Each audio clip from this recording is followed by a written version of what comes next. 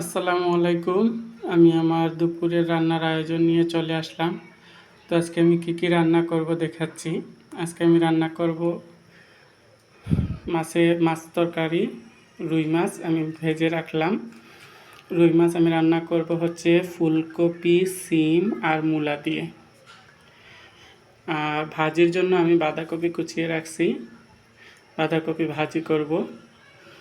আর যা যা মশলা লাগবে সেটা আমি ভাজির জন্য পেঁয়াজ কুচাইছি, তরকারি আর ভাজির জন্য আমি কাঁচামরিচ কুচিয়ে রাখলাম, আর তরকারিতে দেওয়ার জন্য ধনিয়া পাতা আমি কুচায় রাখলাম।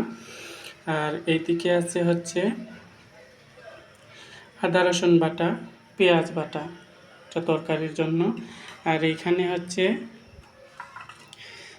হচ্ছে হলুদ গুঁড়া, মরিচ গুঁড়া, জিরা গুঁড়া আর হচ্ছে ধনিয়া গুঁড়া পরিমাণ মতো দিয়ে আমি মশলার পেস্ট বানিয়ে রাখলাম।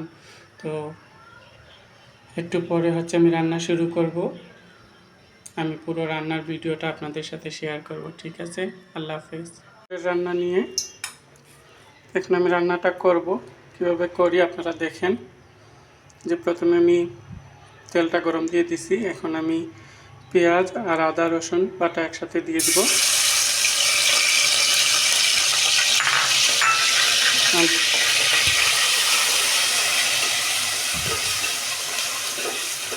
পেঁয়াজ রসুন থেকে পানিটা ওঠা পর্যন্ত আমি নেড়ে চেড়ে লাল লাল করে নেব পেঁয়াজ রসুন আদা।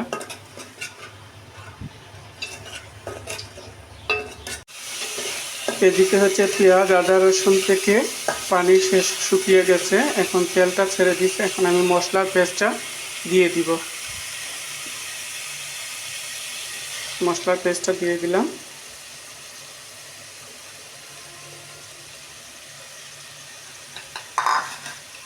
মশলার পেস্টটা আমি ভালোভাবে নাড়াচাড়া করে নিব। যে দেখেন মশলার পেস্টটা দেওয়ার সাথে সাথে কালারটা কত সুন্দর হয়ে গেছে।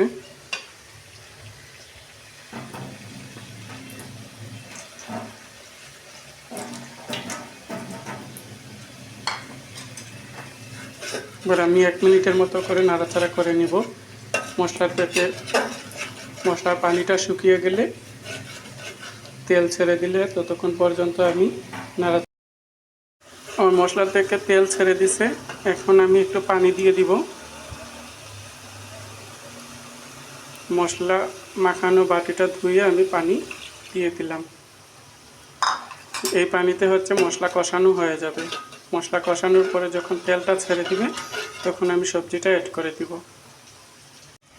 মশলা থেকে তেল ছেড়ে দিছে, এবার আমি সবজিগুলো দিয়ে দিব এক এক করে। ফুলকপি, মূলা, সিম একসাথে দিয়ে দিলাম।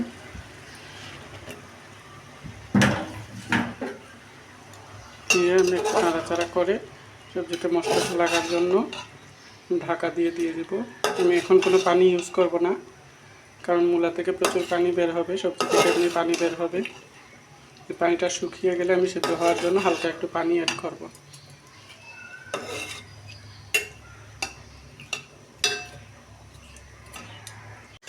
যেদিকে দেখুন সবজি থেকে পানি ছেড়ে দিয়ে পানিগুলো শুকিয়ে গেছে। এখন আমি সবজিগুলো ভালোভাবে সিদ্ধ হওয়ার জন্য পানি অ্যাড করে দিব। দেখুন কালারটা দেখুন কি সুন্দর হচ্ছে। এই যে আমি এক বাটি পানি আমি অ্যাড করে দিলাম। এই পানিতেই হচ্ছে আমার সবজি সিদ্ধ হয়ে যাবে। পরে আমি মাছটা অ্যাড করব। এই পর্যায়ে এসে আমি ফালি করা কাঁচামরিচগুলো দিয়ে দিব। তাহলে কাঁচামরিচ তার ঝালটা ছেড়ে দিবে, কাঁচামরিচও নরম হয়ে যাবে।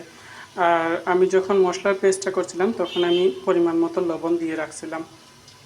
এই যে দেখুন আমার সবজিগুলো সিদ্ধ হয়ে গেছে ভালোভাবে। এবার আমি মাছগুলো ছেড়ে দিব। এই যে দেখেন, এই যে সবজিগুলো ভালোভাবে সিদ্ধ হয়ে গেছে। এখন আমি মাছটা দিয়ে দিব।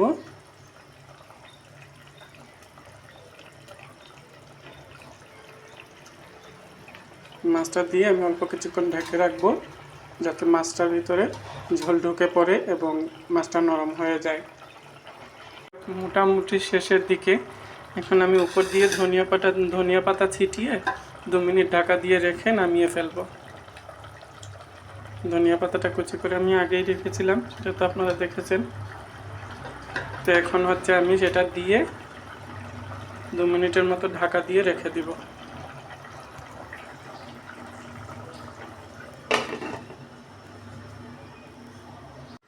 এই যে ফাইনালি দেখেন আমার মাছ দিয়ে মূলা, সিম আর ফুলকপি দিয়ে সুন্দর একটা ঝাল ঝোল তৈরি করলাম। তো কারা কারা এভাবে মানে বিভিন্ন ধরনের সবজি দিয়ে মাছ দিয়ে রান্না করে খান কমেন্ট করে জানাবেন। আর কালারটা দেখেন কি সুন্দর ধোয়া উঠছে, এখন গরম গরম ভাতের সাথে খেলে মানে অনেক স্বাদ লাগবে। তো আপনারা বাসায় ট্রাই করতে পারেন এইভাবে একবার রান্না করে। দেখছেন কি সুন্দর কালারটা, যতটুকু সুন্দর দেখতেও ততটুকু লোভনীয়, খেতেও সুস্বাদু। আপনারাও বাসায় এই খাবারটা ট্রাই করবেন। ঠিক আছে।